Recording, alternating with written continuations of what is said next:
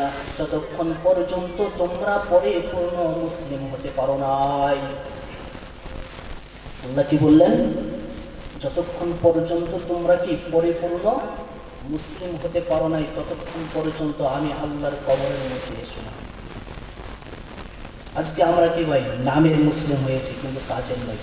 তাই তো আল্লাহ বললেন, ওয়ালা তামুতুন্না ইল্লা ওয়া আনতুম মুসলিমুন, যে তোমরা ততক্ষণ পর্যন্ত মৃত্যুবরণ করো না যতক্ষণ পর্যন্ত পরিপূর্ণ মুসলিম হতে পারো না।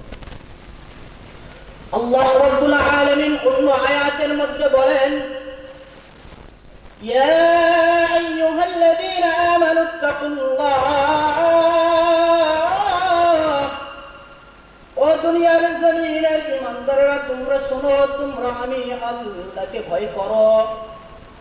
ওয়াকুলু কাওলান সাদীদা, এবং সর্বদা সত্য কথা বলো। ঈমানদাররা সর্বদা সত্য কথা বলবে, মুসলিমরা সর্বদা সত্য কথা বলবে। যদি কোনো ব্যক্তি ঈমানদার হয়ে থাকে, ও কোনোদিন মিথ্যা কথা বলতে পারে না। কি ভাই, ঈমানদাররা কি মিথ্যা কথা বলতে পারে না?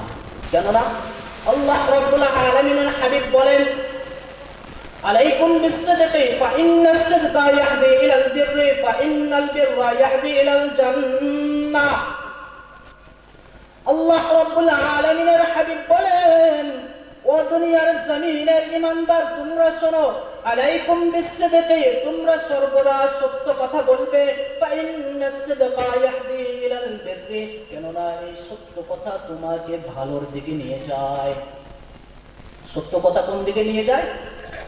ভালোর দিকে নিয়ে যায়। সত্য কথা ঈমানদারকে কোন দিকে নিয়ে যায়?